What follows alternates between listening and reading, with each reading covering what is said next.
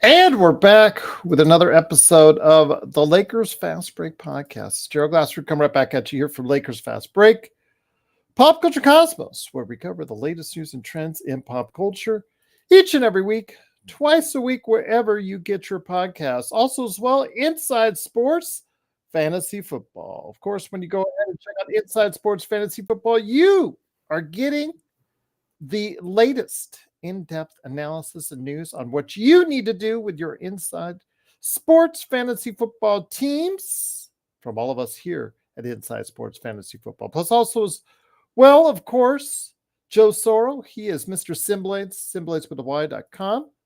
Also as well, of course, got to go ahead and make sure you check him out as Oxide247 at LakersBall.com. Blue, want to thank you so much as always. Hit the like and subscribe.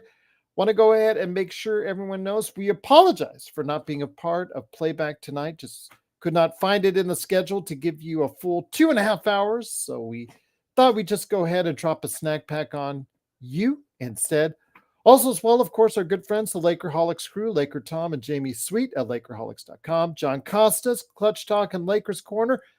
Stone Hansen, who will be by tomorrow to talk NBA draft. He is at report_court. He has done some tweeting in the past 24 hours on some draft prospects. So check it out at report_court. Our good friends, Lakers in 5, Empire Jeff TV. He just retweeted some stuff for us this morning. Thank you very much for doing so. His channel does a lot of stuff in regards to the Lakers and Dodgers. Also as well, of course, Daniel Berry Sports Highlights. Yo, and Frank, you're a happy man right now. I can tell already. Yes, absolutely indeed. Also as well, John McCallion channel. Support all these great channels. And while you're doing so, make sure you like, share, and subscribe. We've gone over and under and over and under. And now we're right on 1,600 subscribers on YouTube. We're closing in on 1,000 followers on Facebook. TikTok, well, that's another story because we were banned from TikTok the other day. I don't know. I'm thinking about whether or not I should start up another channel because I'm just going to drop another Joe Pissed Off video and that's going to get us banned again. So why go to the effort? Who knows? I may. It's up to you. Let us know if you want a TikTok back for us. Also as well, Twitch, Twitter, and Instagram. We're not banned there.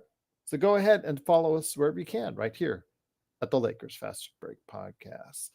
Southern Comfort, well, he goes yo. I thought I'd honor him each and every time out with a yo as well. But the Lakers are doing a lot of things behind the scenes here in recent days as the NBA playoffs roll on.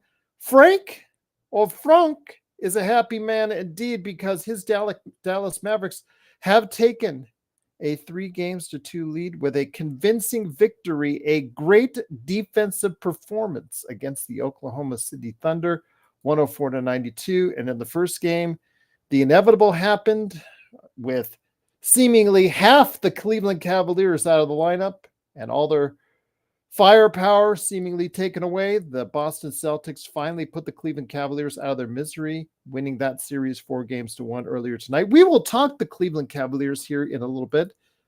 And in fact, here in just a second, because after the game, the inevitable Shams Charania tweet talking about the status and also as well, Woj as well, about the status of coaching JB Bickerstaff, talking about how they're going to evaluate the position, but since there is a dearth of coaching candidates out there, they may be stuck with him for another season longer. What do you know? Lakers are looking for their own candidate as well.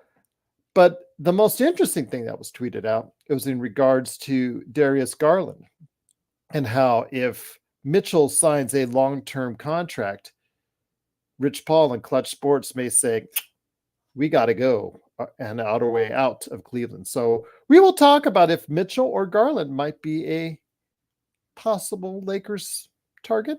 We'll see. But here today to discuss that, the number 17 pick for the Los Angeles Lakers, which we are hoping beyond all hope, it is not going to be LeBron James Jr., aka Bronny James.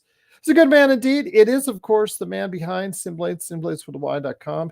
It is Joe Soro. And Joe, glad to have you here. Before we get into any number 17 talk and what we're looking at as a possible format for that, because again, it has not been fully decided whether or not we are going to be able to keep the pick or not, but reports have us leaning in on that realm. Your thoughts, though, on the Cleveland Cavaliers' demise earlier today? Already, the dismantling looks like it's going to begin. Whether or not it's Spider Mitchell or Darius Garland, the Lakers may be able to benefit from that if the possibility arises. I'm not sure I understand how. Well, I mean, if Garland asks for a trade, maybe the Lakers might be one of those interested parties. And what kind of player would they send out to create a lateral move, likely? Okay. What if Mitchell asks for he says, I'm not going to sign an extension in Cleveland. I don't want to stay in Cleveland. I'm assuming Donovan Mitchell wants a max contract. Mm-hmm. So are the Lakers going to pay LeBron $60 million a year? Are they going to pay 80, almost $50 million a year, and then pay Spider another 50? Where did these reports come from? Well, we've already talked about where they originate from in a lot of occasions. When people get off planet delusional, again, Adam Shine reference, I have to always give him credit because I think it's a good tag. When you get out of planet delusional, come talk to me. And when you get to a realistic scenario on what's going to help this team win, realistic scenario is, should the Lakers keep their pick, you need to pick a contributor at 17 and hope that you can get someone in the second round that can maybe develop in the next year or two. If you do that, that's under your control. That's money well spent, money allowed to be spent. And then you have the choice of picking up maybe a impact player for the mid-level exception. Then now you're going places that you can control. The first step, obviously, is the coach. They're going to need a good coach. Today, I believe they're interviewing Chris Quinn of the from Miami. I know this is not a player. If it was a player, I'd be not very happy right now, but it is a coach. I don't know what kind of lineage that is towards LeBron when he was in Miami. I don't think there is any lineage there. Yeah, he did coach him at one point. Did he? Okay, good. Yes. I thought I heard that, but I wasn't sure 100%. If that's the case, then that's going to be a little easier to sit down in a conference call with LeBron and say, look, we have Chris here. What do you think? And then let Chris dictate what he's planning on doing and let that play itself out. I think that would be the safest route. But that's just how I would do it. As far as where this goes, we're still kind of up in the air. We're going to have to wait for this first domino to fall. Then we'll have to wait for New Orleans to officially give the Lakers or allow the Lakers to pick in the draft. And who they pick in the draft, with the talent that's likely to be available in the late teens, I think there's a good chance they could get best player available. That could be a center power forward tweener. I prefer a center so that you can move AD to the 4 spot regularly. But then again, are we expecting this player to start in his first year too? It's a lot of questions to ask there. There's a lot of questions to ask. Reports though from Pale Fox, I guess. Who's the report from though on Spider? I have heard that Spider has declined an extension so far to this point, even though he was offered the current max. I have heard that before a couple months ago, but I don't remember exactly where the reports came from. I don't know if it's true. Again, Joe is right. I mean, money is often the almighty dictator in these situations. But let's just say he does not want to sign the extension. It's clear that his days with Garland as the backcourt are done. Both of them, with the way that I guess that Garland does not like to play or enjoy playing with Spider, And then also as well, you've got Mitchell, who, I don't know, was that calf strain so bad he couldn't play? Hmm? Uh, Cleveland doesn't necessarily have to make a deal right now. If he doesn't have an extension, I mean, he goes into next year with his last year finishing in 2025. It could be a deadline trade so that you can maximize another team's desperation. Or Miami might call and say, we're not going to sign Jimmy Butler and we need to go get another 2 guard. I'd say that's the first thing that popped into my head. Okay. And as far as Darius Garland, I don't believe he's a player that is. I'd say he's the guard in terms of his contract. He's the guard version of Jeremy Grant. He's getting paid way too much money for his performances. Would you be surprised though if I told you there's a good friend of yours that is very much in favor of a Garland trade who dropped that word tonight? I know Garland, and for those of you who don't remember, aka Stone Hansen. Yeah, I know Stone Hansen likes Garland, but not at 44 million or 36 to 44 million a year with the current roster construction. Now, if you had LeBron opts out and leaves, that's a different story. LeBron is going to control the ball. There is nothing anyone will ever do about that as long as LeBron's playing basketball and he's able.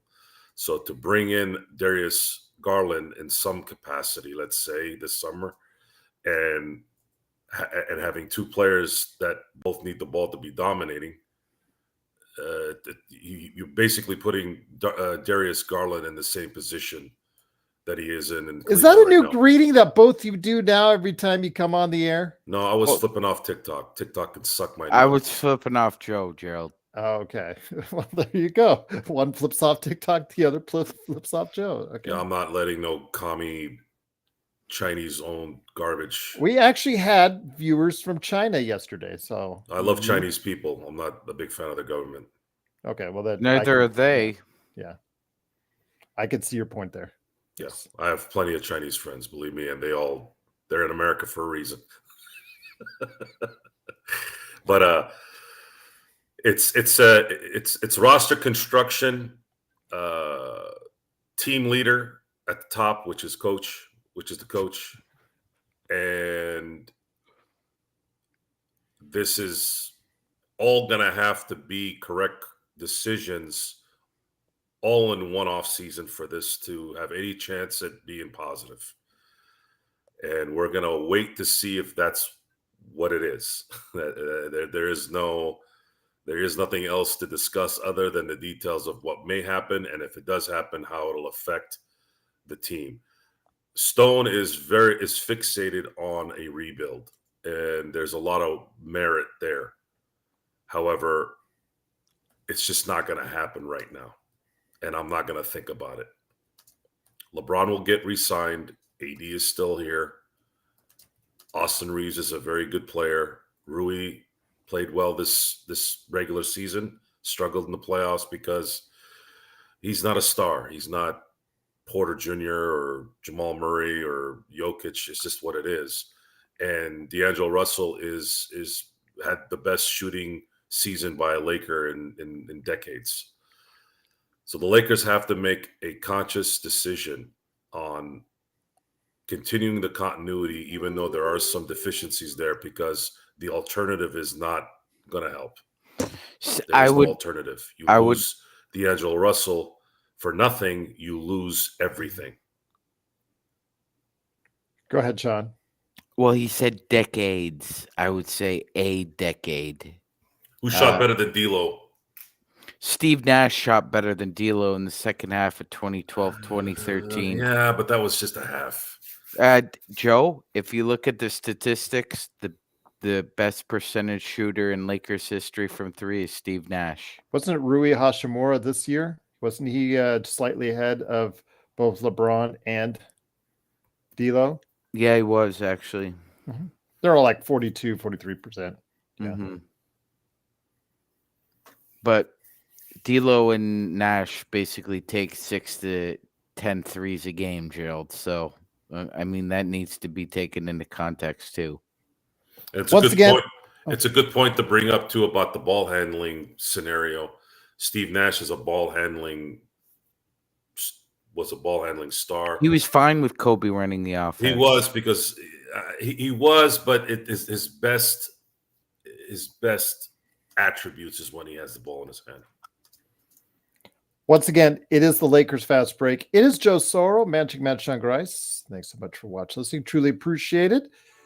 The NBA playoffs are done for this evening with the Dallas Mavericks and the Boston Celtics winning this evening. We'll go ahead and cover that here in a little bit. But here today to go ahead and discuss what the Lakers might be doing and formulating an offseason plan is a good man indeed. He is the madman from Toronto. He did get out of Toronto traffic to stop on by, doing his best Razor Ramon impersonation, according to Kurt Affair.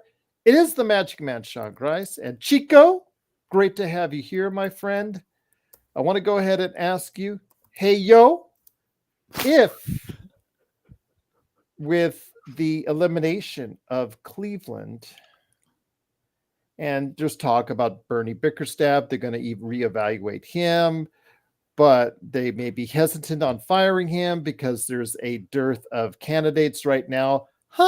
Wonder who's been saying that for a little while. We have, but with all that said and done, we heard also the tweets and the rumors out there immediately after the game that if Mitchell does sign an extension, which I believe, according to reports and what Pale Fox put up there, that he may have already been offered an extension and has not yet decided to claim it and decided not to go ahead with it because he may want out of Cleveland.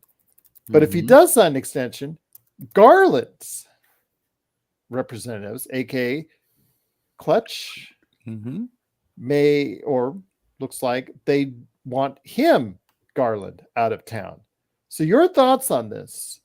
Could the Lakers, seeing even disarray in Cleveland, possibly even getting worse than disarray in Los Angeles, could the Lakers be beneficiary of getting in a Garland or a Mitchell or possibly throwing in a Jared Allen? It's possible, Gerald. We've seen it before. The Lakers have taken advantage of carry-on death before in the NBA. Okay. And I gotta be honest, I'm more intrigued about a possible Garland to the Lakers than Trae Young or another small guard. Garland can score at 2 levels. I think he could potentially be a better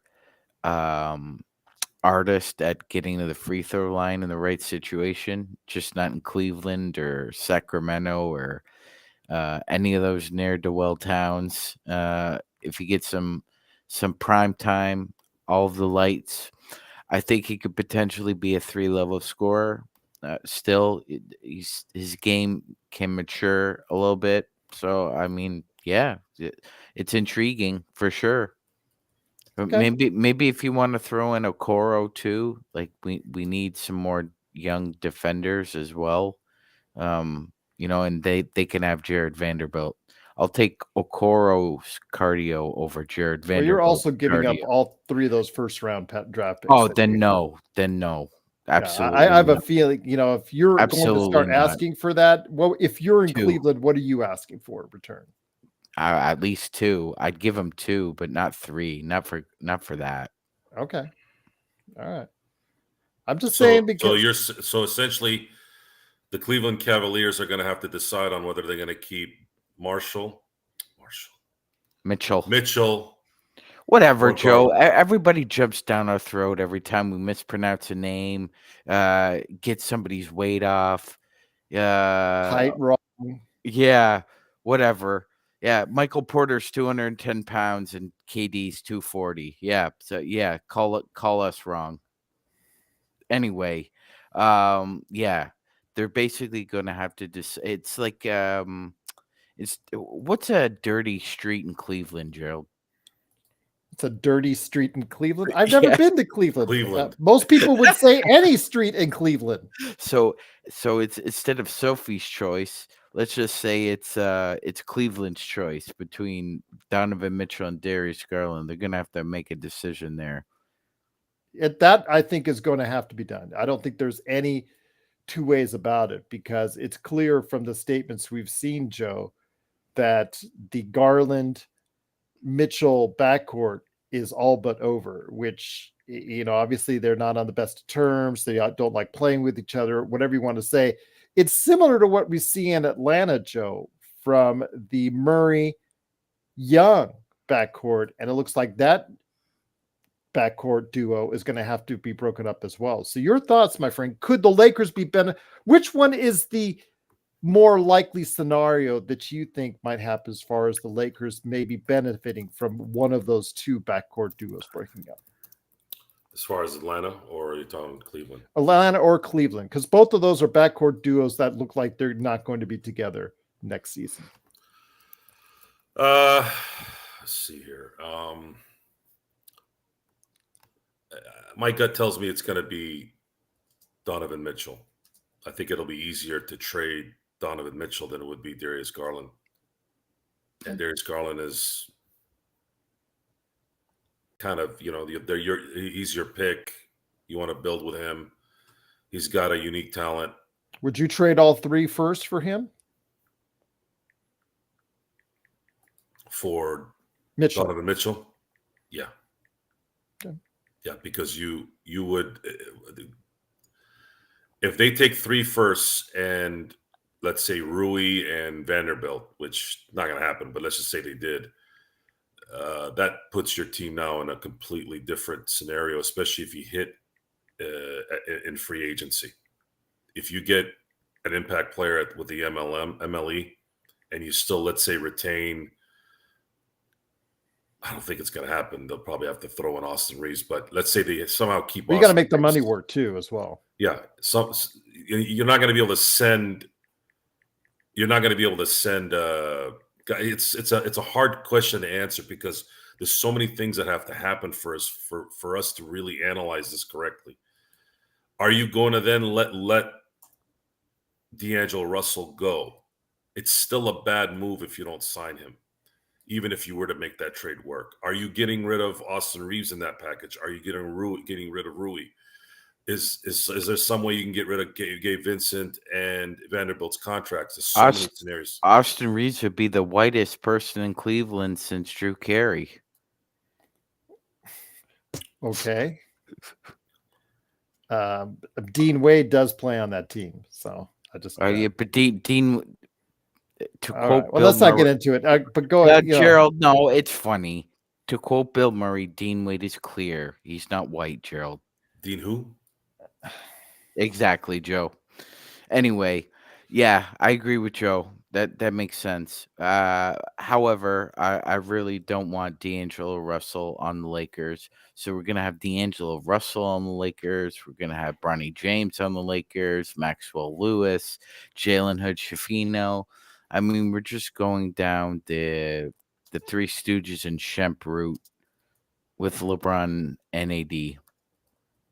That's not something I'm signing up for again. Okay. It doesn't seem to me what you're talking about, Magic Man, is a recipe for success. Is that your opinion as well? Oh, not at all. And I love Shemp. He's my favorite outside of Mo. He's my favorite Stooge, but I don't want to see those guys on the floor together with that music humming in my head like it was last year, especially with Vanderbilt and Reddish. Yeah, no. I don't need 4 cardio bros out there with LeBron, Gerald. We don't need that again. That offense was just at times just difficult to watch. Okay. So, Joe, I ask you this, if that's the case, then there must be something formulated. We saw Rob and LeBron in Chicago today watching Bronny James, and I'm sure other prospects as well. But, for Bron, it was all about Bronny. And for Rob, hopefully, if he has some type of talent evaluation skills, which for me are still up in the air. I don't know if he has any talent evaluation skills. So hopefully he was watching the 5-on-5s for other players that are expected to make the first round or be in the slot where the 17 pick or even the 55 pick is. But with ESPN and others starting to push LeBron James Jr., aka Bronny James, into the last half of the first round. I cannot even believe I'm saying this, Joe. I've seen actual documentation on ESPN and other outlets starting to move him into the back half of the first round. This is just absolutely ridiculous that he's a viable candidate from a guy that scored 5 points. But I digress. The 17 pick is obviously key for us going forward. We're most likely going to keep it. Most likely the New Orleans Pelicans are going to bank on us sucking next year in a good draft and having that better pick available. But your thoughts on what the Lakers should be looking at with the 17th pick coming up that they'll most likely have? I would call Utah right now and engage with Danny Ainge since they've worked together in the THT trade. Gauge what they want for Lauri Markkanen.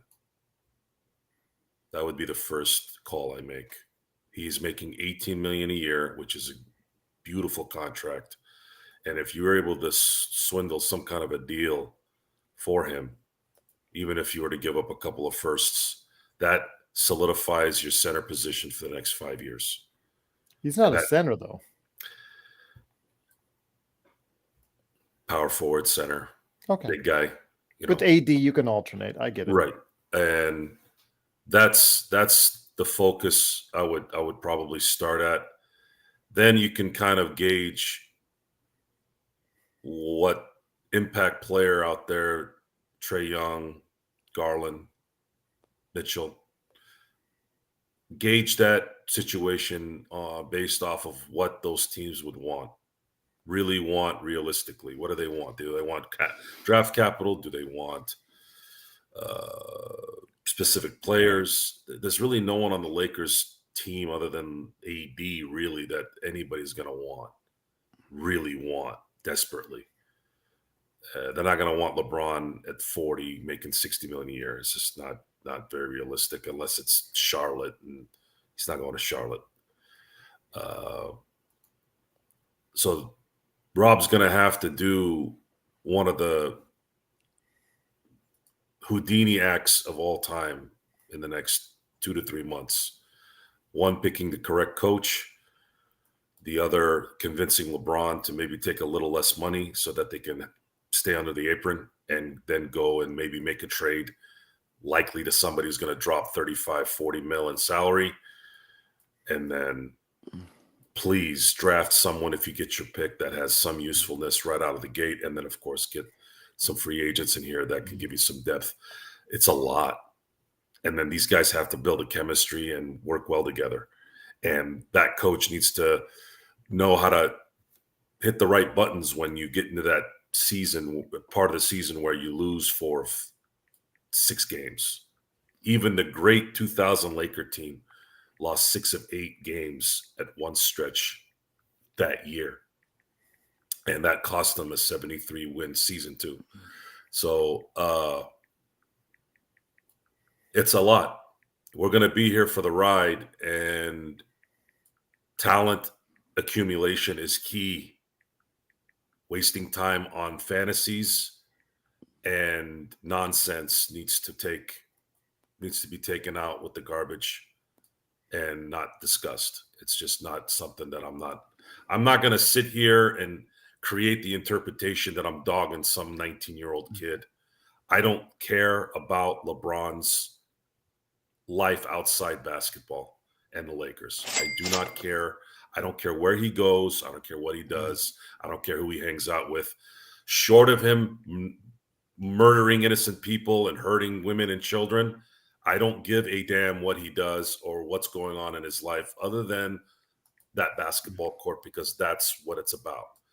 And as far as Rob Pelinka is concerned and Jeannie, same situation there. Their job is to put a product on TV where we spend a lot of time watching and we want to get some value there, so that when we get on here after 2-3 hours of watching that, we can feel good about discussing some things as well, good or bad.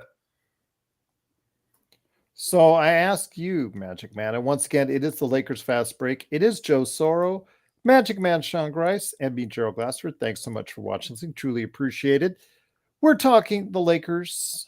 Are they formulating or in the process of doing anything in regards to an off-season plan? And Xbox, I do have your answers for you on what I talked to my son about in regards to your dental needs. I'll answer that after I give Magic Man the cue on this one. So Magic Man, I ask you, my friend, and truly appreciate you dropping Xbox, the super chat right there for you. Amazing discussions the last few days, boys. I'm struggling to get the lives this week, but loving the replays. Smash the likes as always. Crikey. I love the crikey on the end. So I ask you, my friend, when it comes right down to it, the Lakers form plan, is that formulating? Does it look like after what ended the season as a possible regression for the team? Does it look like the Lakers can take some advantage of some situations out there to their short-term gain? I'm not talking about long-term gain because they never look in the long term. I'm talking about their short-term 1 to 2 year window that they have left with LeBron. Just beforehand, Xbox, I had some barramundi last week that was so good. Barramundi is now one of my favorite dishes in the world. Shout out to the Aussies. They know how to cook a good fish.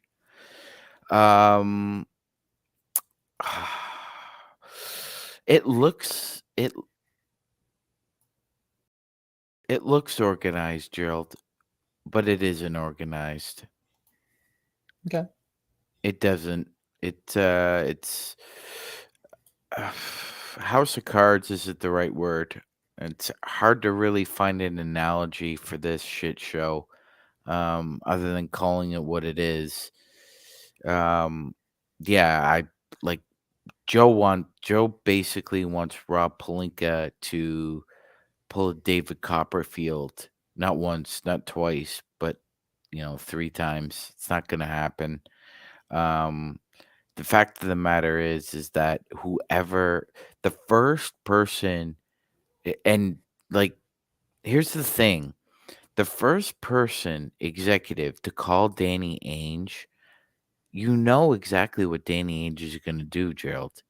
He's going to call up Sam Presti the second that he gets off the phone with whoever he talked to, and if it's Rob Pelinka, hey, here's what Pelinka offered me for marketing.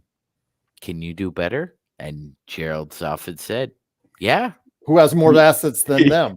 He could do a lot. And after a game like tonight, Sean, marketing would have been something that they really needed. As Frank would tell you, they were killing it on the boards and killing it on the defensive end against them. And a guy like Markkanen who can rebound, A, solve that problem, B, stretch it to the three-point area, and C, still handle the ball effectively. Yeah, that's something that Oklahoma that might be that might be a coup de grace draft night, Gerald. If he drafts Edie in the lottery, just because I think they need some beef. We'll talk about Edie here in a second. I have reservations. Well, if he trades for Markkanen, Gerald, you can play Markkanen. Continue on. I don't want to sidetrack you. Yeah, no, but you can play big with those 3 guys. Edie at center, Holmgren at power forward, Markkanen at small forward. You have Jalen Williams and SGA. That would work in the playoffs. That's a dangerous starting 5 right there. They're big. They've got length. Defensively, they're a little shakier than they were this year, Gerald, but I'm sure they could find some remedy for that. I think in that instance, you'd have to jettison Lou Dort. If you were going to bring in Lauri Markkanen, you'd have to get rid of Lou Dort. You have to allocate your resources somewhere. Giddey's gone already. Yeah, Giddey's gone. So you'd have to basically jettison Giddey and Dort because you can't afford both of them. Plus, bringing in somebody like Laurie Markkinen, who's like, even though he's making $18 million now, Gerald, we know he's eligible for this bonus extension. So his salary could easily go from 18 to 36, like that. I'll just say this. First off, Xbox, the answers are as follows. A, electric over manual toothbrush. B, water flossing, good. Regular flossing, even better. And I see Joe using flossers every now and then. Excellent. Yes, my son approves. On C, mouthwashes, he's kind of indifferent on them. They're okay. Better for breath, but flossing was the key for him. He stressed flossing. Exactly, Joe. Yes. Good teeth. The key to a good teeth is water flossing, but regular flossing is even better. So, yes. And mouthwash is okay. So that I've been waiting to tell you, my friend. But Magic Man and Joe, again, the reason why I'm kind of Zach Edey at this time last year was in the back end, the very back end of the mock drafts, which is the reason why he elected to go back to school. At the beginning of this year, Magic Man, he was still in the 40s. Even as it came to the NCAA tournament, he was still in the 30s. He is still a high 20s at the most draft pick. If you take him at 12, or Oklahoma City takes him at 12, if the Lakers take him at 17, if they're granted that pick, I still think it's a reach. I know Trevor Lane recently picked him at number 17 in a mock draft, but that's go ahead, Joe. No one does their research. That's why they're picking him. He's just, well, he has tested well, Joe. I will give him that. He at the combine this week. But go ahead, Magic Man. Yeah, Gerald, I think it's more about Presti having the luxury of already having assembled the core 3. You need a core 4. There hasn't been that fourth guy that's sprouted yet. They're waiting for it. Jalen Williams is a very, very good player. He's a very, very good player. So you have Shai Gilgeous-Alexander, you have Chet Holmgren, you have Jalen Williams. You need that fourth guy if you want to go over the top here and be a contender for the next 4 to 5 years. You need that fourth guy, and Markkinen fits the bill. But they also have a beef issue. Holmgren isn't 180 pounds, Gerald. There's no way he's 180 pounds. I thought he was 205. He's no way he's 205. I think he's a $150. He's skinny, man. He's Skid Row skinny. That is absolutely wrong, Joe. And you do need to apologize to me for that, saying such lies. I'm just going to say that. Now, I know the Clippers are your favorite team, Joe, and that Larry Bird is your all-time favorite player. So you please just I've got Lakers. Joe, let's stop with the old hits, all right? That's, Well, Joe is an adolescent, and we all know this. Yeah, so I give him compliments that he flosses his teeth, and look at, he goes and insults me right after. That's typical Joe. Yeah, it's just not. It's good to be me. Is it? Look here, Sandman. Well, we had Sandman in the chat the other day. Well, he's from the sand. That's why I call him the Sandman.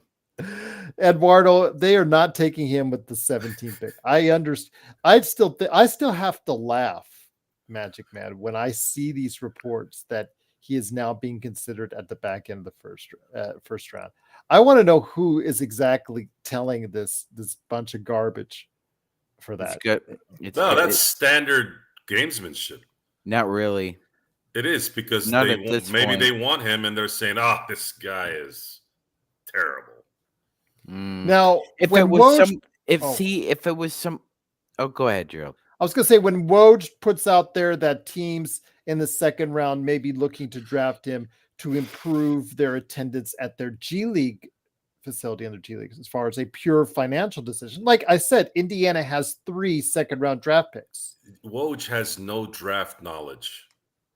He's being told this. Oh, I know he's being told this. by I'm just video saying jockeys. Exactly. They're telling him to go put the word out. It's not that No, hard to I figure out. understand he's a mouthpiece. I'm just telling you what's been told.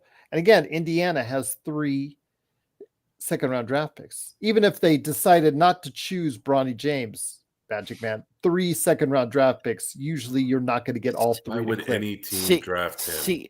But the idea behind that is kind of flawed, Joe, because if it was somebody like Desmond Bain or Draymond Green who was kind of picked in that range, they had a semblance of talent that doesn't really make sense for other than publicity.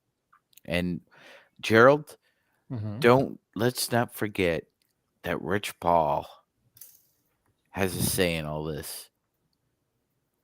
LeBron does his own thing. Plays for the Lakers for about 6 months. Goes about his business during the offseason. Rich Paul is the one running clutch day to day, Gerald. Don't think that he hasn't had a hand in all this about pumping Bronny's tires to the media, and Of course. Clutch and CAA have a very close relationship. They're like peanut butter and jelly in Los Angeles right now. And the fact is that it's a bunch of people just getting together, smooching one another, and trying to get the best of both worlds. And I gotta say, I think it's gonna bite them both in the ass on draft night. Now, Sean actually went because in Canada, they actually don't buy them at the store. They actually go to the nearest tree and chop it down and create toothpicks from there. That's what it's like in Canada. So, yeah, that's Pale Fox says, "Can you only get wooden toothpicks in Canada?" So, Eduardo, you're only absolutely get crazy, man. the finest cinnamon whiskey toothpicks in Canada. This continual love for a guy again who averaged 5 points in college, 6'1.5", Joe, possibly a good defender in the league, not a proven shooter at all. Don't tell me what he did in the combine against nothing with no one in front of him contesting a shot.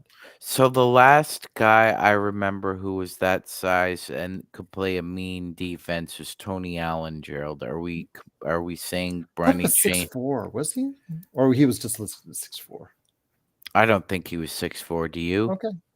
He didn't look it to me, but yeah, because when you look at Tony Allen, Kobe side by side, it doesn't look like it's a couple inches. It looks like it's a few. But these days, Tony Allen would probably be run off the floor because how bad a shooter he was.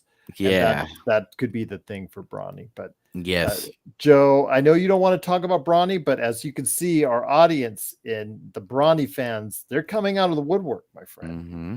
They're both here in the chat and all over. They really think they've got the aroma. They've smelled the tea leaves. They're now totally hypnotized on what Bronny James can do. They're convinced now that Bronny James will go somewhere in the draft and possibly to the Los Angeles Lakers, Joe. So if the Lakers keep the 17th pick, a player that our esteemed colleague Stone Hansen has mentioned as a number 1 pick in his eyes is Ron Holland. If he drops there, you are forget Bronny. Here's an interesting tidbit on Ron Holland. Ron Holland apparently doesn't shoot well and has turnover problems, but he's a stealth defender. And he can score. Right? But he doesn't shoot well. So that's okay. who does that sound like, by the way? Latrell Sprewell. No, I'm talking about recent from like last Cam year. Whitmore. Exactly. Do you make the same mistake if Ron Holland drops to 17? Eduardo's so funny. Bronny would dunk on you. If he can't, shouldn't even consider it for the draft if he can't dunk on me. Too much Casamigos tonight. Yeah. Yeah, these guys are jacked up. Too much Casamigos. Go ahead, Joe. Continue. My apologies on that. These are the things that need to be focused on and made sure by the front office to pay attention to. Talent. And this team needs either defensive perimeter guys or guys that can fill the center power forward position and work with AD, especially when AD sits. These are the things. And those who are going to stand next to AD and be viable options are going to probably need to be 6'10" to 7 feet tall. And that's just what it is. And if you're going to not get that at the beginning, then you got to get someone who can defend, because you do need a guard who can defend and doesn't miss 70 games during the year.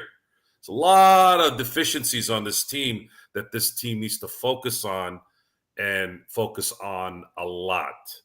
And they better focus on those things instead of worrying about playing Scrabble and Fantasyland and Monopoly or whatever the hell fake games that are out there.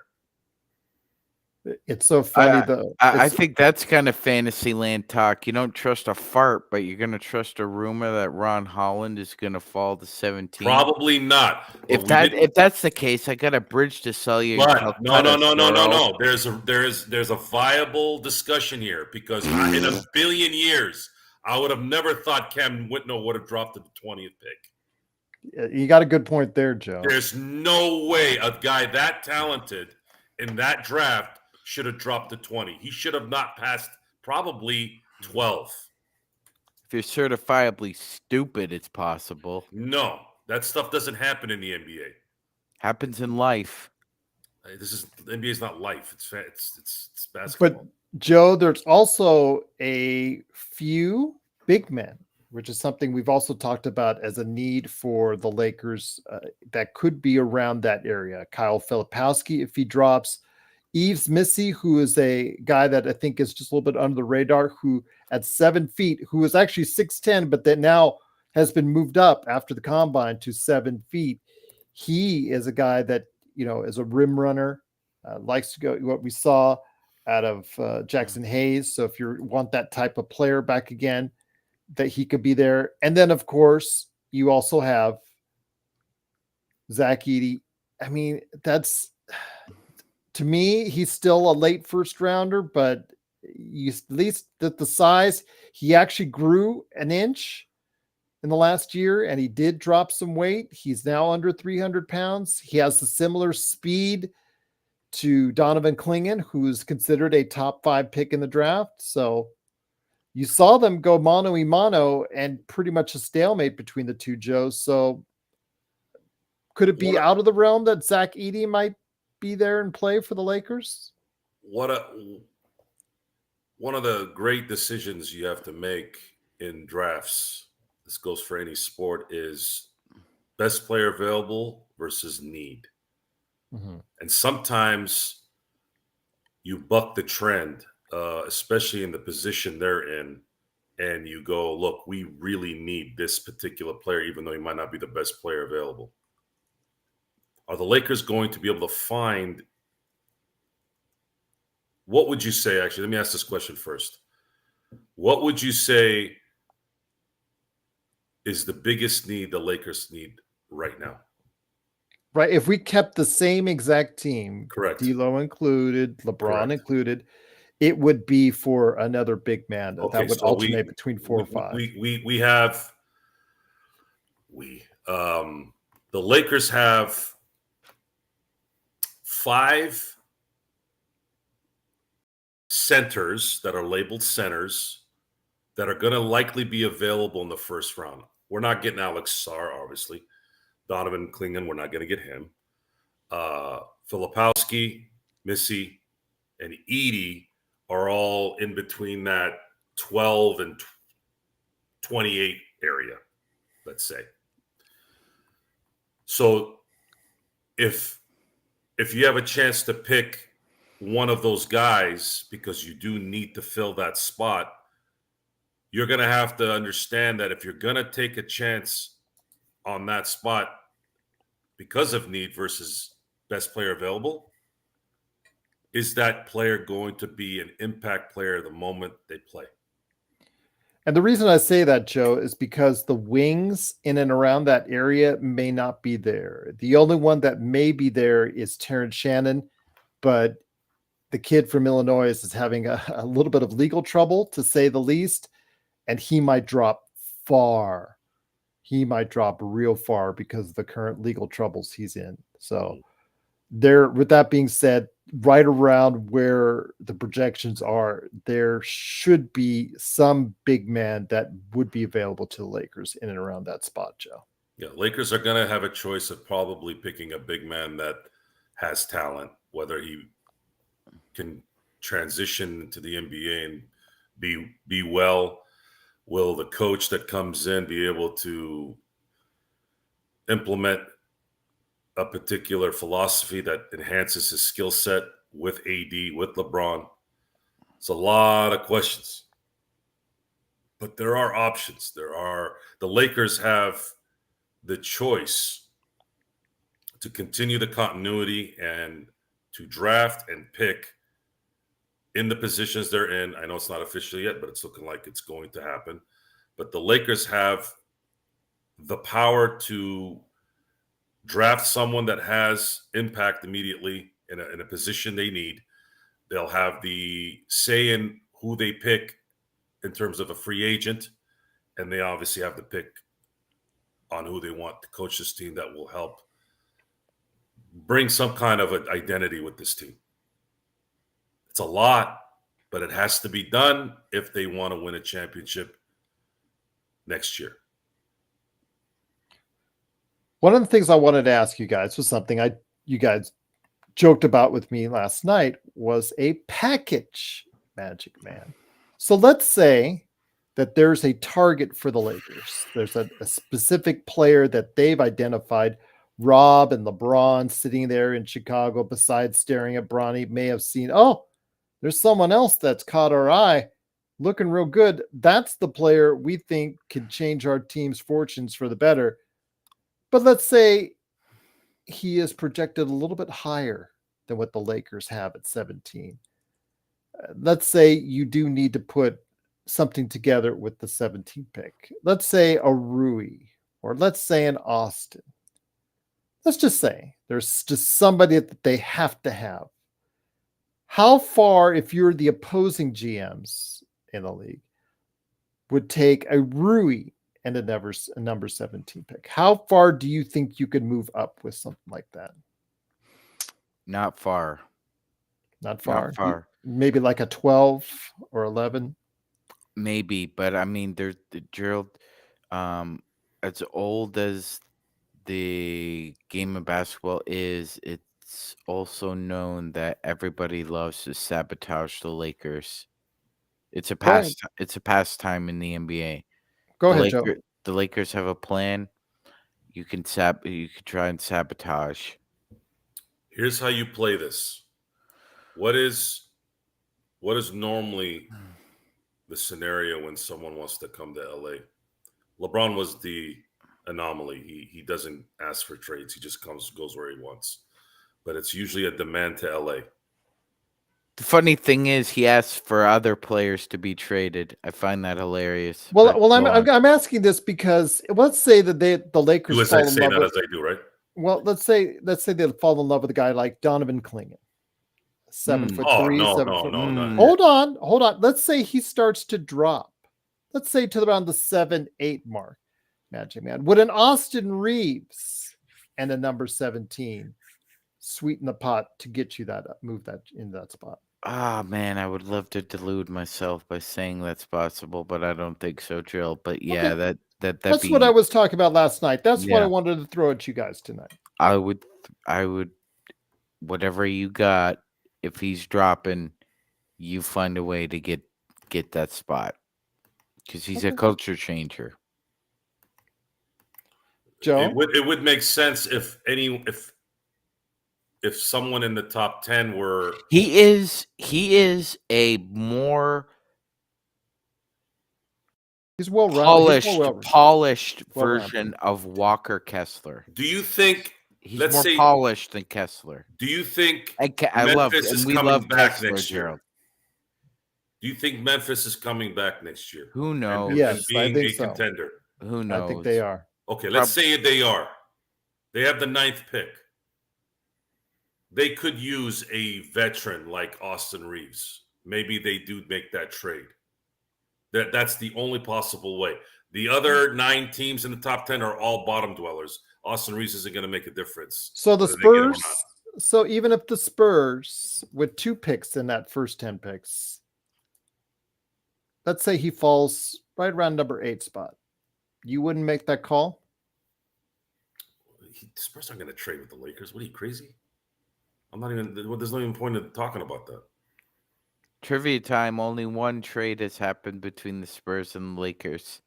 Yeah, that was Mr. Michael Thompson. Yeah, they'll never do that again. And the same thing with the Clippers. The Byron Scott deal ended all trade talks with the Clippers. Oh, except for Zubats. Yeah, I was going to say they just did. In terms of winning the trade. I think they did win I trade. think you could have had a blind, deaf mouse say yes to that trade, no matter who it was. Mike Muscala for a starting center that has just come into his own. That Magic Johnson and Rob Pelinka will never live that down. That might actually be worse than Mozgov and Dang, in my opinion. Honestly, because I still think that Mitch sabotaged that. I think he was so irritated by it. So you don't think there's no proof, but I'm just saying I have a feeling that might have been that there's a chance that it might have happened. No. You don't think moving up to a number 6 or 7 with Charlotte or Portland that has DeAndre Ayton already doesn't need a big man. If Klingon falls, you wouldn't offer him. I don't think he's going to fall. Not in this draft.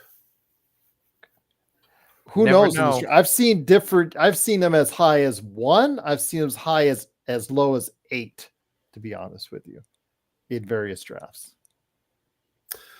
Back to what I was saying again, the Lakers need to focus on the only way the Lakers should look into these blockbuster trades is if there are blockbuster players demanding to go to LA on a last year contract, because Donovan Mitchell is on a last year contract. So if he sits there and says, look, you can trade me wherever you want, but I'm leaving.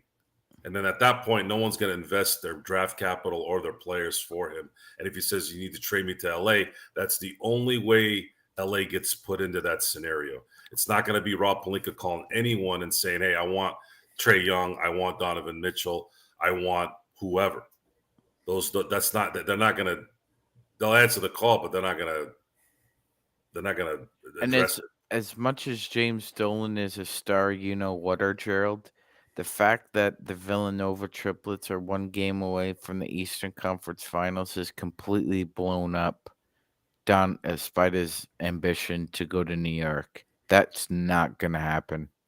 Corbina is saying, what about Hartenstein, who I believe is going to be a free agent at the end of the season? He's going to go. He would be ideal, but unfortunately, Utah has Danny Ainge as the GM there. He is going to get paid because of Danny what he's Ainge doing. wants everything and anything you have for a guy that's good, but he's not a star. But he'd be perfect for this team. Yes, he would. But he is going to get paid this offseason because of what 12 offensive rebounds the other day, guys. Mm-hmm. That is, he is. How many first round picks did Tom want to give up for Miles Turner and Isaiah? At least 2, I think. Yeah, and Isaiah Hartenstein kind of. Well, let's put it this way, Magic Man. Mincemeat out of Miles Turner. He is finishing up a contract right now that's $9 million. Mm-hmm. How do you think he'll get 30? Give me a double. Yeah, double shot, Gerald. He won't do. He'll do more than 20. I think he'll do more than 20. Well, the way he's playing right now, 24, yeah. Maybe 3 times what he's making right now. Yep. Yeah, 27. I'm not going to put it beyond it. I think that's a little overpriced. I think, but if you're paying Jakob Poeltl $20 million, Jakob Poeltl. He's better than that. I mean, Joe, Hartenstein would be a tremendous value for the Lakers if they could get him in free agency. But again, the price for him may just be too high. Yeah, I don't know.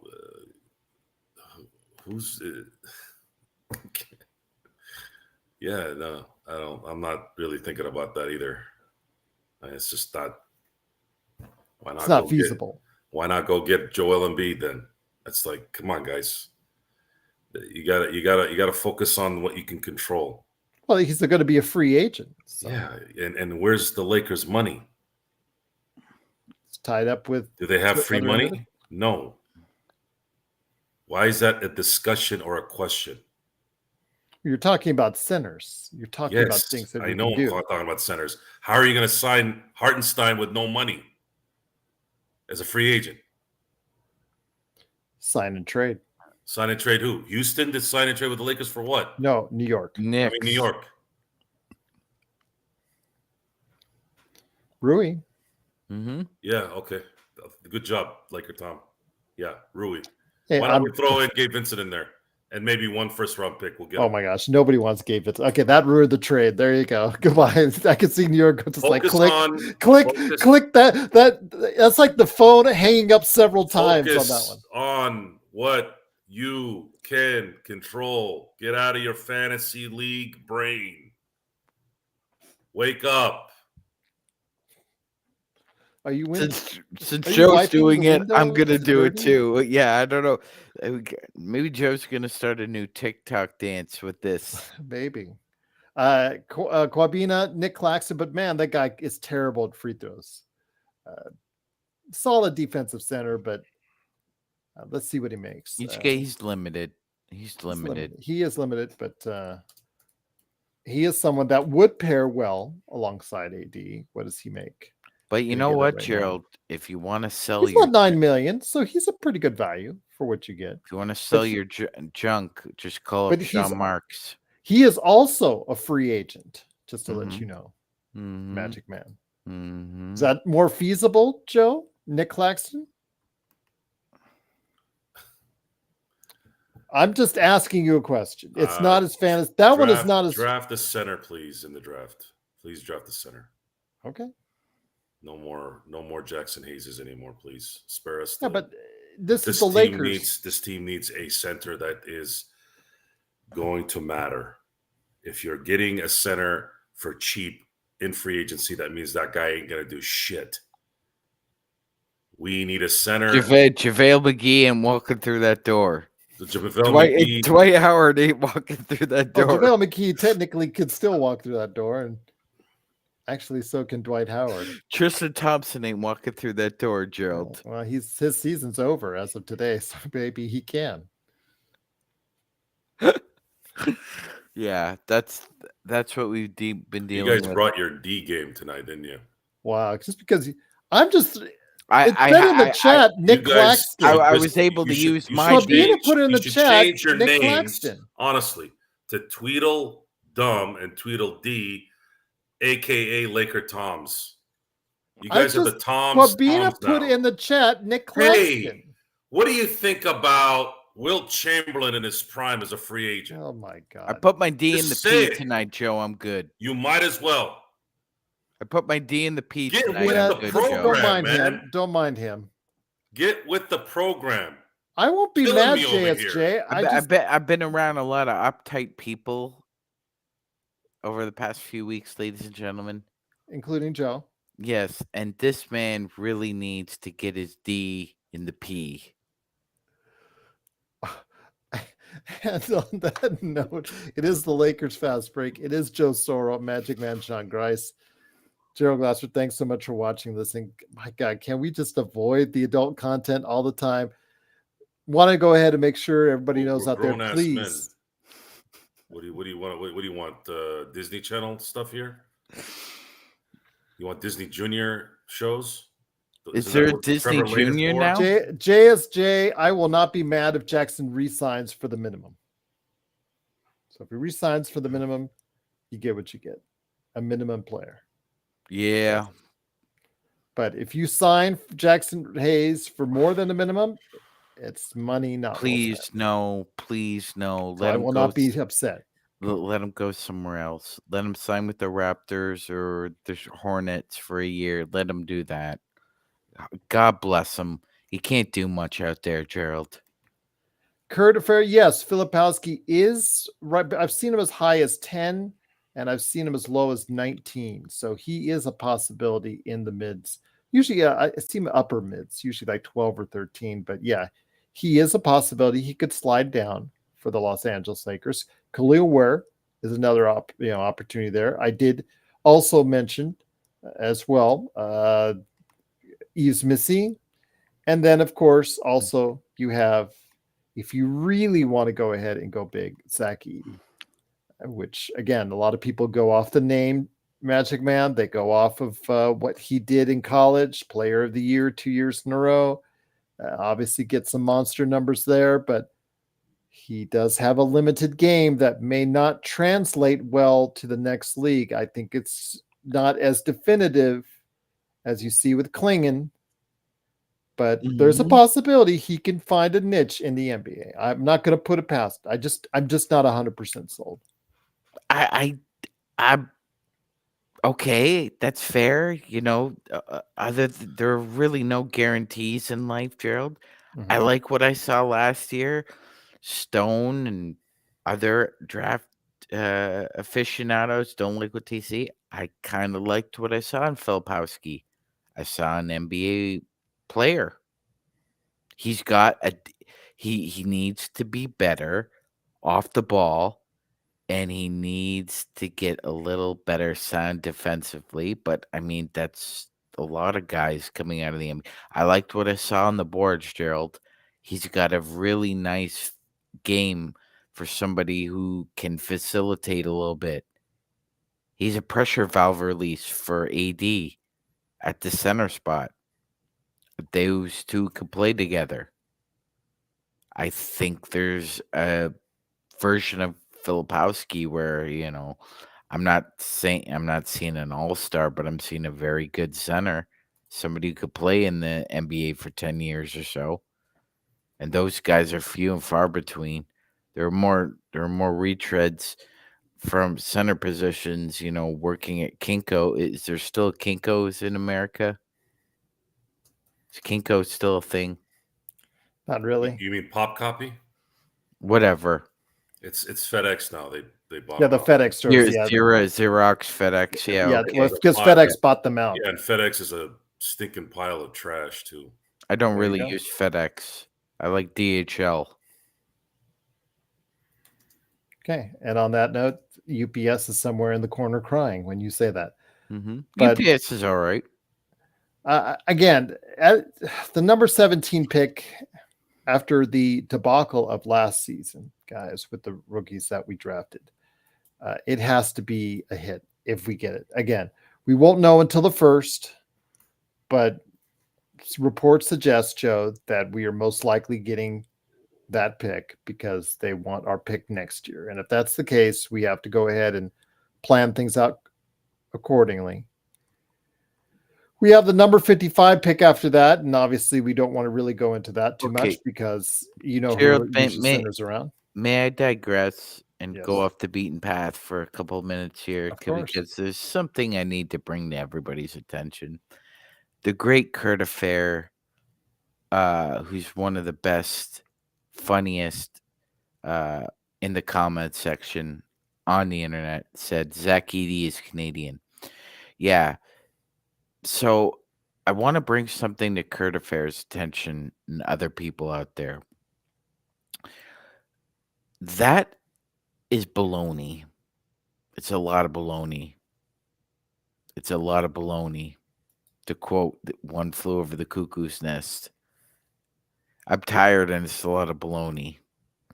When they say they're Canadian, what that means is you spent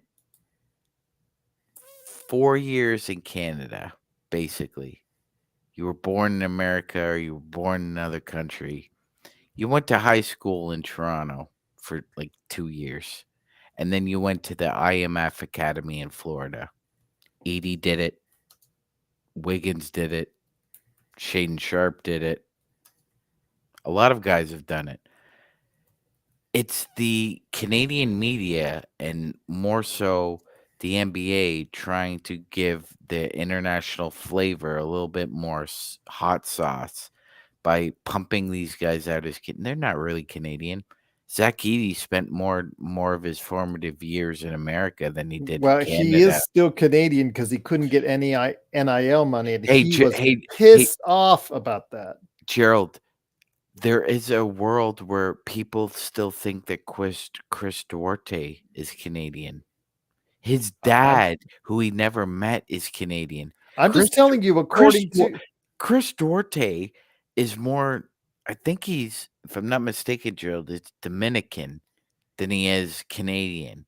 Bloodhound, I think Sean was over dramatizing it. Yeah, you know, I'm he not. went I'm to the not. States in grade 11. I'm not. That's what I'm Bloodhound not. says. I'm not. I'm not. I'm not at But all. he's still listed Canadian, so he's not getting any NIL money. So that's I'm not at all. I think it's one of the two medical bills. I forget which one. Wennington. I think he's more Canadian than Edie is. Joe said he was there for a week once. Does that make him Canadian too? Yeah. Yeah. All right. It does. There you go, eh? I was there for 2 days. All right. Oh, there you go. Mm-hmm. But I want to ask you this, Joe. And again, it is the Lakers fast break. Truly appreciate you doing so.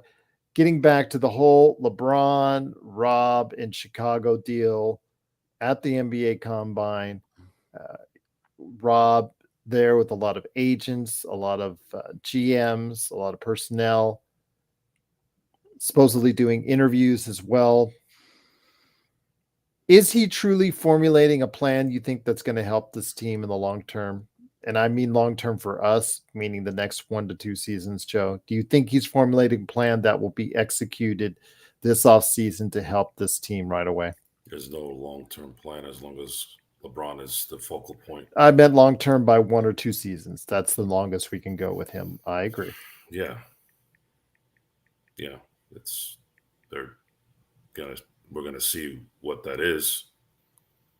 Hopefully they'll surprise us, but he's gonna have to hit on everything. It's not one of these fails. It's over. It's not gonna work. He has to hit on the coach, number one. He has to hit in the draft, at least in the first round, should he keep the pick, and he has to hit in free agency. Hitting in free agency means not losing money for nothing, or a player that's viable, at least in the regular season a little bit, and can be used as an asset in something else later. And then, of course, picking up someone that can help this team immediately. Otherwise, you're going to get a redux of what you saw this last couple of years. And that is a 7 seed play-in team. Because you have to also factor in AD's playing a year more and LeBron's playing a year more. That factors into the formula of what kind of team is going to be, is this team going to be next year? Oh, and you have to also understand that LeBron's playing in the Olympics. Oh, and so is Anthony Davis. This is not good. Nothing is good right now at this point. The talk that's going on right now is an absolute embarrassment. The talk should be about, but because these talentless hacks who have no ability or talent can't talk about basketball and what this team needs to win. The only thing that's out there is a bunch of jackholes that just comment with no backing. So much better without Gerald here.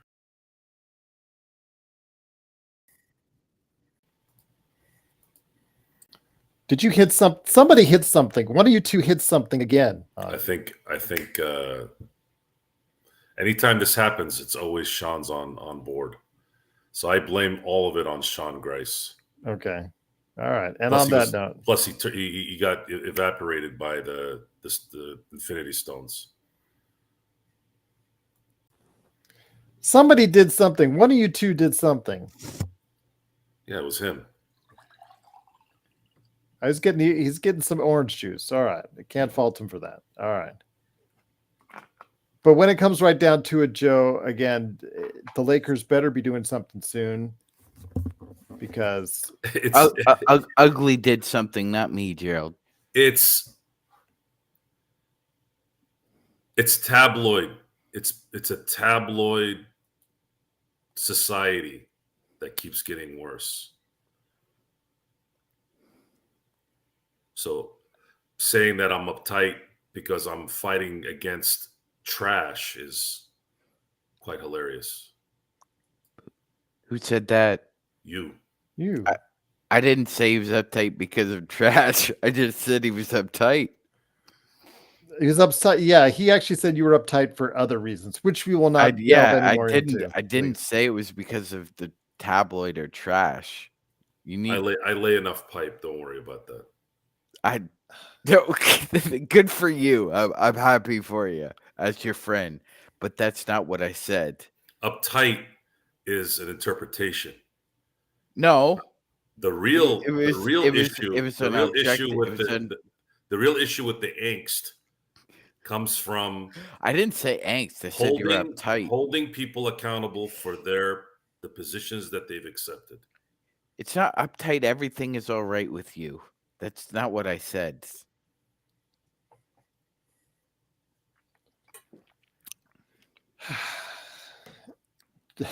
JSJ. Joe, calm down. You need a glass of OJ. Mm-hmm. He does. OJ's dead. You know, when you say OJ, you have to pay Gene Simmons money. So watch. Yeah, he copyrighted OJ. I didn't know that. Yeah. Okay. He copyrights everything, Joe. You should know that. You're a business guy. I didn't know you could copyright OJ. Yeah. Corbina, actually, that's a good question. So as this plan gets formulated out, let me go ahead and finish off this conversation before we talk about the playoffs and head on out. Corbina's asking, don't forget about the reports saying AD having more of a voice too. What are your thoughts on that? So, Sean, there are more reports about AD supposedly being, now that he's signed a 4-year extension, possibly being somebody that the Lakers are going to be relying upon for the next 4 years. Your thoughts? How much does he get included in on this conversation? As you saw, Rob and LeBron today, how much does AD get in on this conversation? He should have more of a say than LeBron, because he actually signed here for long term. Good point. Yeah, I think so. Well, if that's the case, I think that's actually good news, Gerald. The AD knows what he's talking about when it comes to basketball. Hernan I think he's more of an influence on possibly free agents or young players who want to come to LA. More of an emphasis on AD than LeBron. Pale Fox says, does Vando or Gabe have any trade value? If I'm an opposing GM, I say no, Pale Fox. Nope. As fillers, yes, that's it.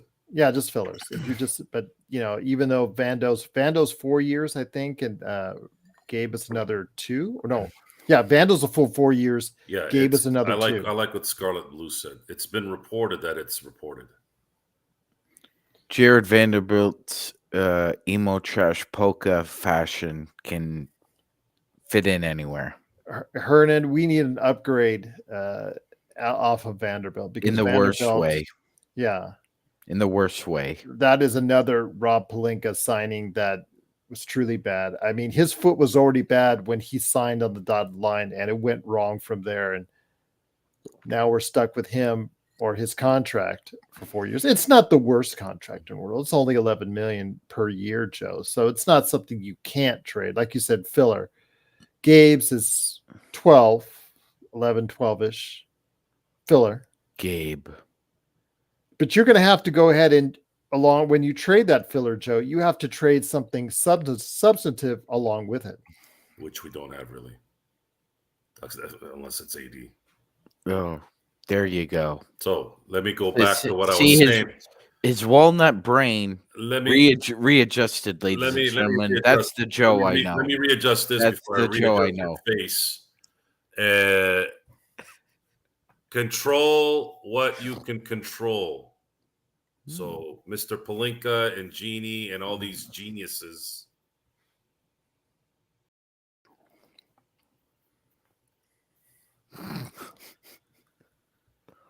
It's better. When you get the official yes from New Orleans that you're keeping the 17th pick the right coach. And by the way, let him have input on who you're picking at 17 too. That would help. Pick the right guy at 17. Re-sign D'Angelo Russell if it's reasonable, and get an impact player with the MLE.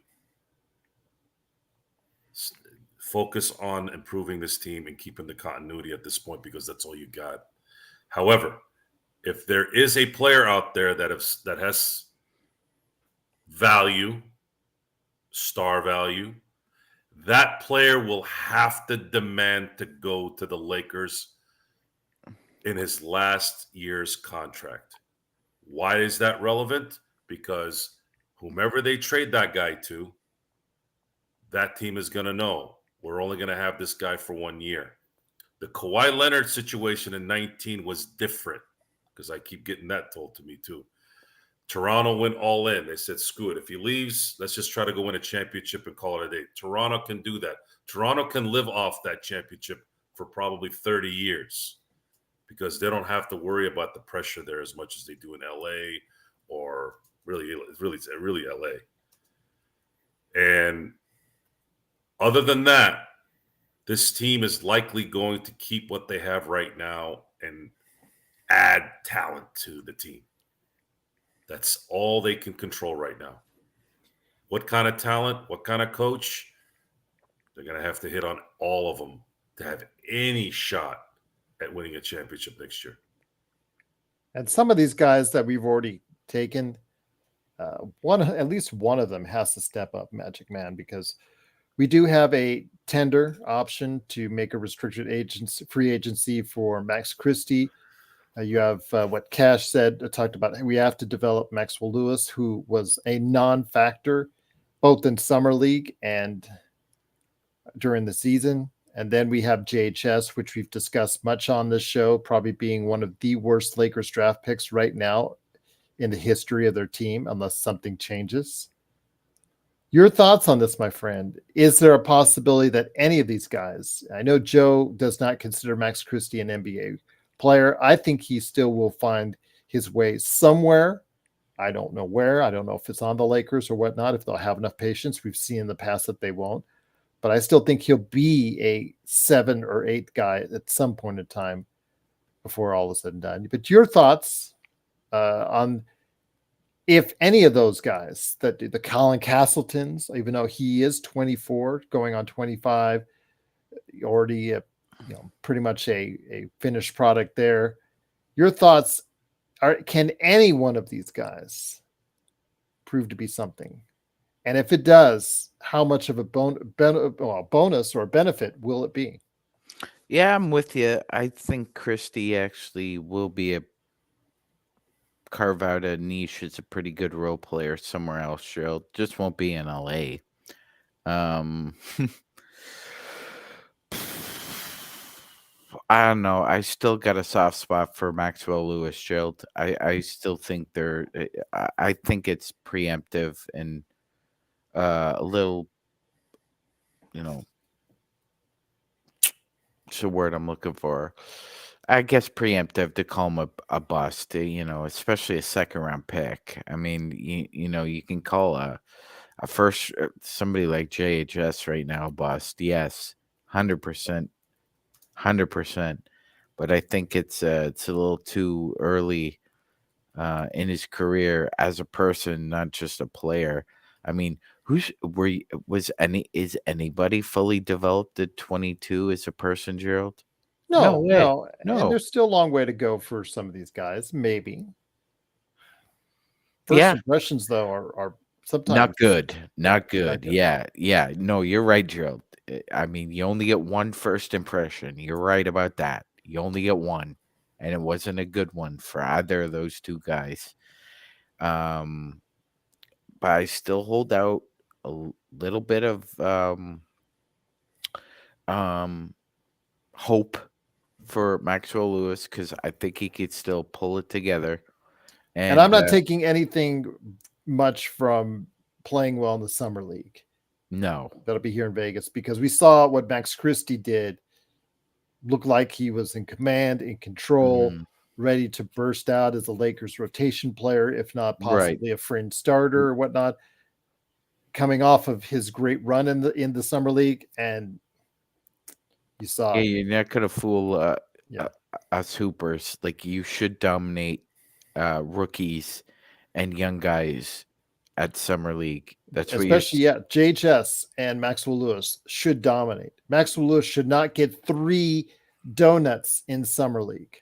No, he did last year. So. No, not at all. So we're gonna see. We're gonna find out real quick, whether or not these guys are just putting in the work, or what did James Worthy say, Gerald?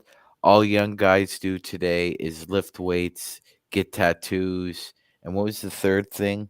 Jerk off. No, I think he said. Be on TikTok or something.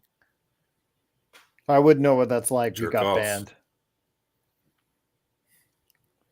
So I like James Worthy. That was a perfect thing to describe today's player. Dress up like Fortnite characters. I'll look up the exact quote because I loved it too. It was. I love James, but yeah. Siempre says, Joe, that the best of the Lakers is yet to come. They're going to get the new Phil Jackson and JJ Redick and the new superstar of the draft named Bronny James, and all of that thanks to LeBron James. So siempre objectivo. So I'm assuming that means always objective. Oh, I'm sorry. I got it wrong. Yeah, he said all these young guys do is lift weights, get tattoos, and tweet. Jerk off. Yeah. Drugs are bad for you. I'm just going to say that now. Drugs, siempre, are bad for you. Yeah, here's his exact quote, and it was pretty good. I mean, Kareem it's not okay. It's okay.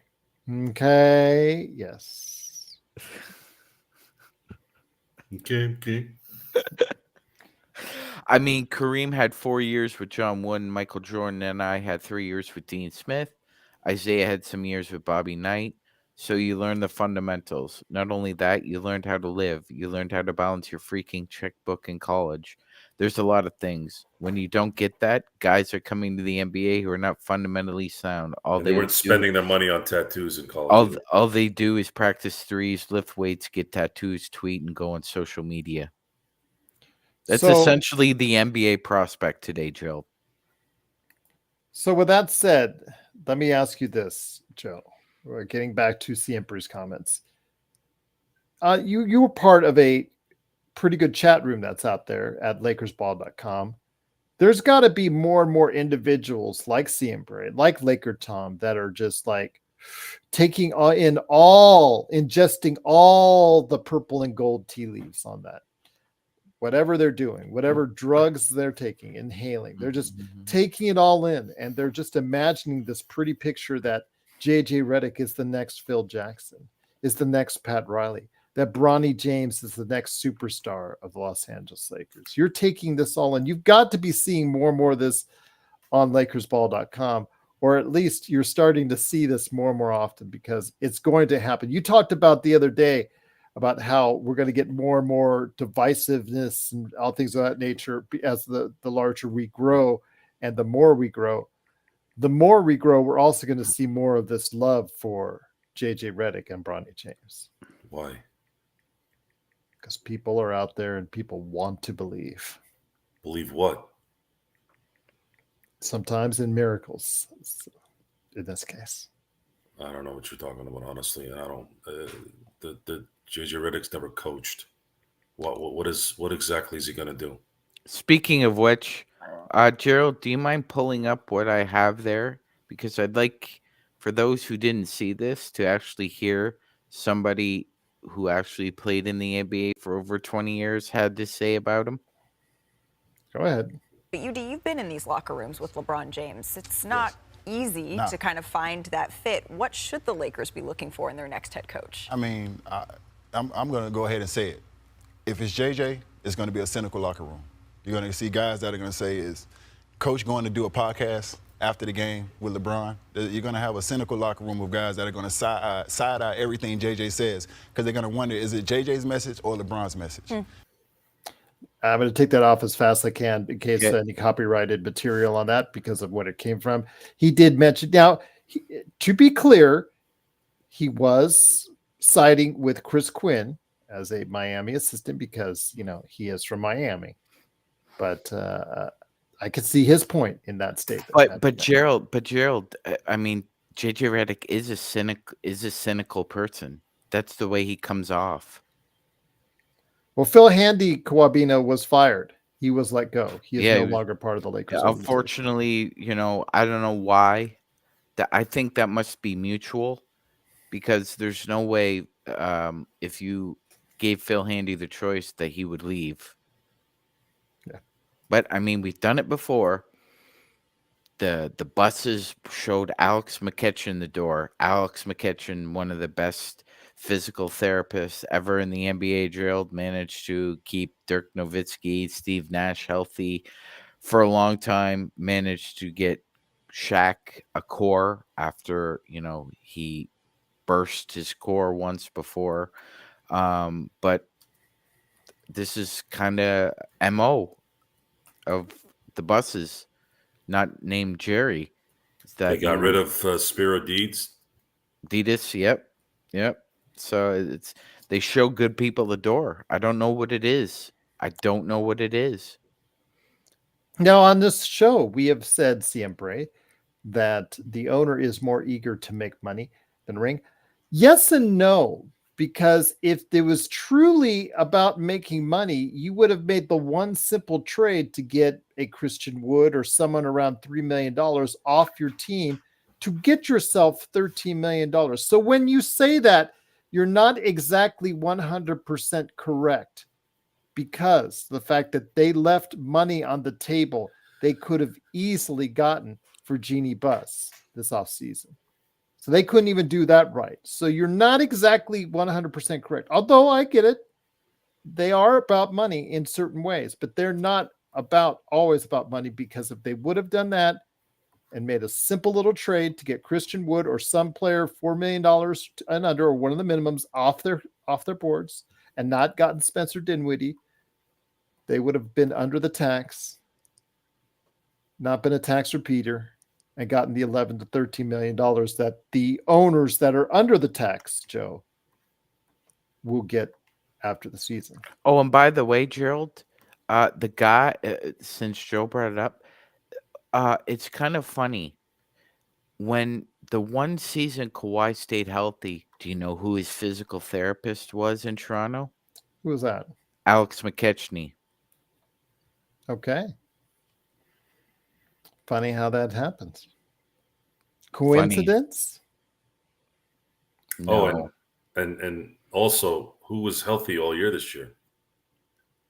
Basically. Anthony Davis. Davis and LeBron James. And what did they do? Get rid of him? Yep. That's like the second or third time they've gotten rid of their medical staff in this decade. The third, yes. I remember they got rid of what was her name? I forgot. Judy Cito. Yeah, she was Kobe loved her. Yeah. Yeah. Yep. Just got rid of her. Yeah. Got rid of Tim DeFrancesco, got rid of him. Mm-hmm. Hired what's that celebrity workout guru, Joe? What's his name? Gunnar Peterson? That's the guy, right? I think. Yeah, Gunnar Peterson.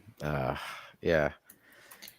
So let's start wrapping things up here in a second. I want to go ahead and answer Pale Fox's question here to end our show.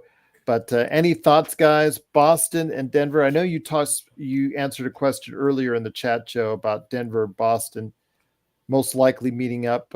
Dallas, did get the upper hand today with a victory over OKC. Do you see anything at all that's going to change your mind from what you saw in the past 48 hours? Does it look like it's a Denver-Boston meetup here in the not-too-distant future? I'll probably know more after game 6, but I'd say if I had to put my money on it right now, I'd say it's Denver-Boston finals. And if Porzingis is not healthy, it's going to be a quick series. If Porzingis is there and healthy, Denver wins in 6, maybe 7. What about you, Sean? Yeah, I'll stick by my original pick that Reggae. Shout out to Reggae Joe. Reggae was asking us about that. Yeah, I think it's gonna be Denver and Boston. I'll take the Nuggets in 6. All right, and with that, I think that Gerald, they gambled on the Porzingis trade, and he blew out his calf. I think it's coming back for the finals, almost likely. He's not healthy, man. You're not healthy at this point in the time in the year anyway. Everybody's dealing with something. Yeah. Don't convince yourself. Everybody out there, as Gerald, Joe, and myself know, you go this deep, you've got something ailing. Something's hurt. And it's unfortunate because, as Joe said before the season started, if Porzingis was healthy, he would have been the X factor for them against a team like that. But since he's not, it makes them vulnerable. And they just don't have the front court to match up with Porter Jr. or Aaron Gordon. They can't cover Michael Porter Jr. If Michael Porter Jr. starts hitting shots, and of course Jokic down low, it's just a bad matchup for Boston. Pale Fox. I mean, it would have been a bad matchup even with a healthy Porzingis, but without a healthy Porzingis, it's going to be murder. The only thing that kept them in line is if Jamal Murray gets hurt, which is, we can't sit there and say, well, is Porzingis, is Embiid, is Kawhi going to last, without saying Jamal Murray might not last either. He's had issues with certain injuries. Because we don't really know how old Al Horford is either, Gerald. That's a mystery. Is he 36? Is he 38? Is he 42? We just don't know. That's a mystery. And you can't rely on him if you're going to be playing Michael Porter Jr. and Aaron Gordon. Ugh, that's going to be a bad matchup. So the last thing I want to ask you guys before we head on out, and once again, it is the Lakers Fast Break. It is. I mean, if you needed to watch a game that showed how bad the East was, it wasn't even tonight's game against the Cavs. It was the previous game. I was watching that game, and it was really bad basketball. Even Boston pulls that kind of game on a Denver team. Denver's gonna look at them like, "Are you guys serious? Really?" So before we head on out, Pale Fox put out, you guys have any thoughts on TNT, ESPN most likely losing the NBA to NBC? I don't understand why. Why can't you do what the NFL does? You know why what? do you have to leave a place to go somewhere else? Go on NBC too and keep TNT. It won't double, like Bloodhound said, Pale Fox. It will not double. Who asked us that, Gerald? Pale Fox. Pale Fox. It won't double right away. It may over the course of a period of time, but they'll never do 2016 again after what happened with the Kevin Durant Golden State thing. I love it.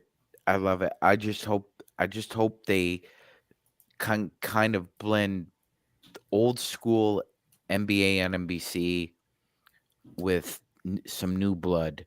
Because let's face it, look, as entertaining as those 4 guys are, they're all burnouts.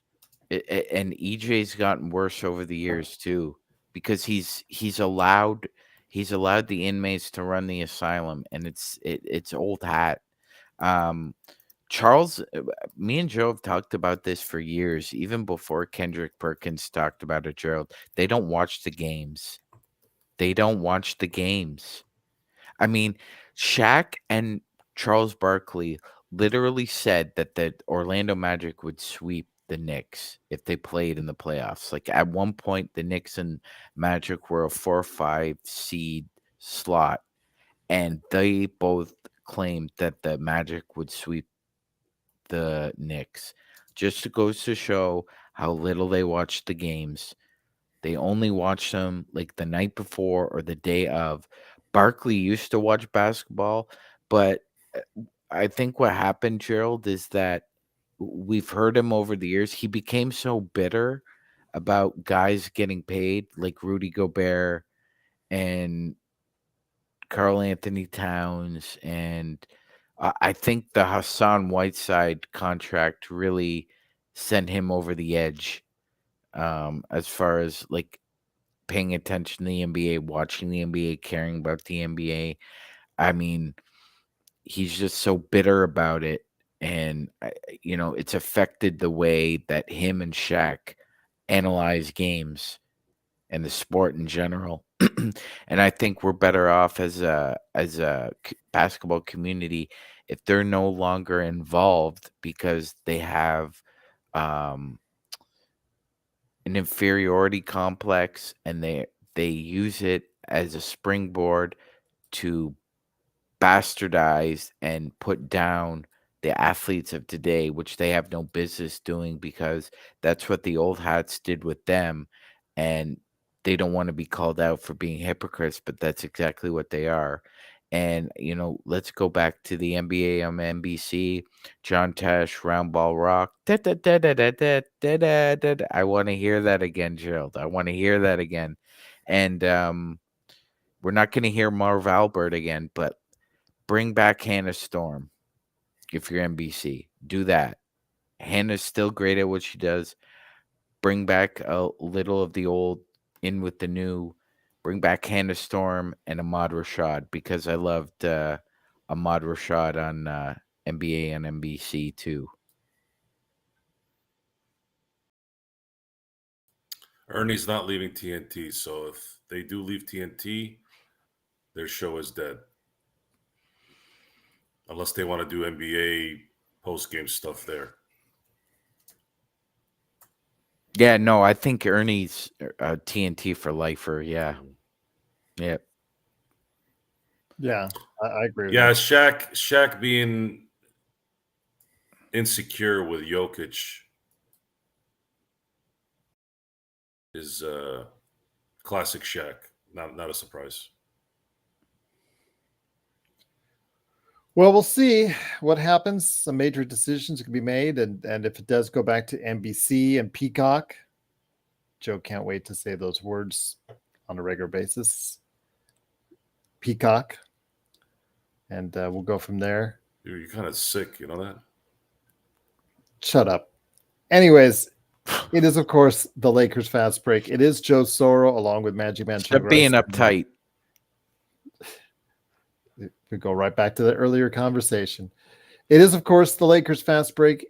I will be back tomorrow with Stone Hansen. Maybe Sean and Joe will join me because Stone wants to talk about the scouting process in detail and some of the things that he's picked up so far this week at the Scouting Combine and also in the NBA draft. So I'm interested to hear what he has to say, especially when it comes to the Lakers, who he's thinking about for number 17. But yeah, exactly, Pale. Magic Man, any last thoughts before we head on out? You know what, Gerald? I mean, as grim as it may seem, there's sort of a light at the end of the tunnel because Is there? there always is. Even in Okay. the dimmest cloud, there's a silver lining with that sun trying to get through, Gerald. So in Lakerland, feels like we're in Mudville. But Welcome to purgatory, my friend. Limbo, Billy, limbo. Yep. That's another South Park quote. Here to better days on the purple and gold streets. Yeah, siempre. I mean, LeBron James has guaranteed something. I don't know what, because it certainly hasn't been a championship level team the past 4 seasons. He can guarantee he loves him some me. Well, there you go.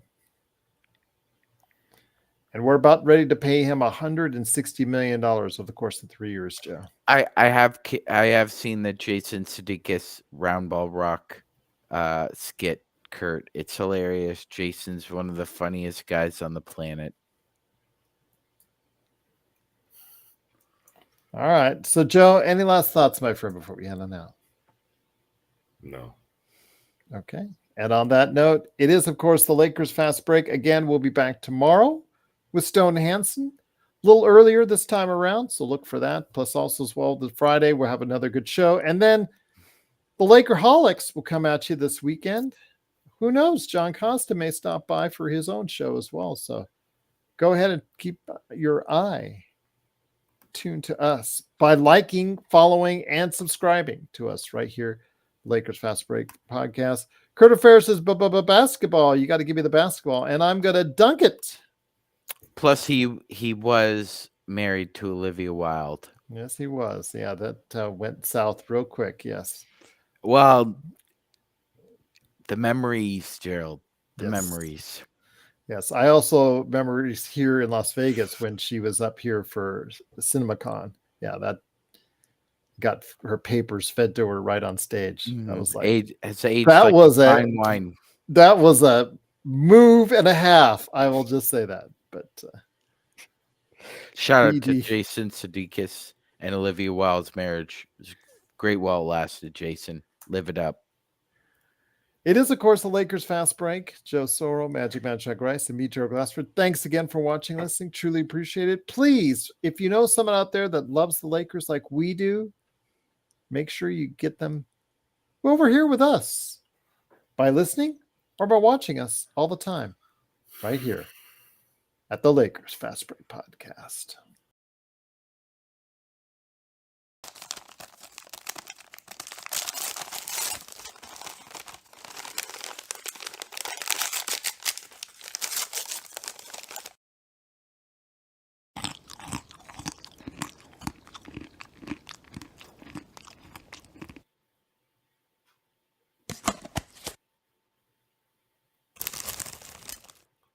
You need more players.